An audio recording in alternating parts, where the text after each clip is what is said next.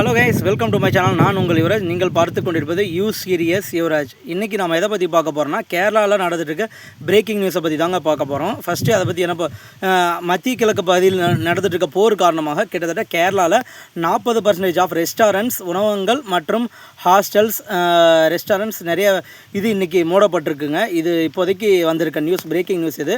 அடுத்ததாக வந்து பார்த்திங்கன்னா, கடந்த 2 நாட்களாகவே தங்கம் விலை வந்து 1100 வரைக்கும் குறைஞ்சிருக்கிறதா சொல்லியிருக்காங்க கேரளாவில்.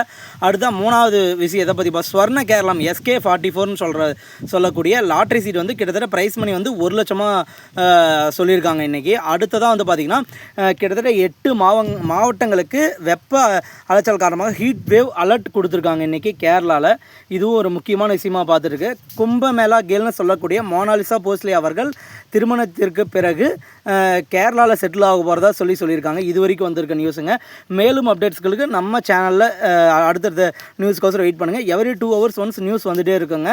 நம்ம சேனல் சப்ஸ்கிரைப் பண்ணி வச்சுக்கோங்க. அடுத்தடுத்த நியூஸ்க்கு வெயிட் பண்ணுங்கள். Thank you guys, thank you.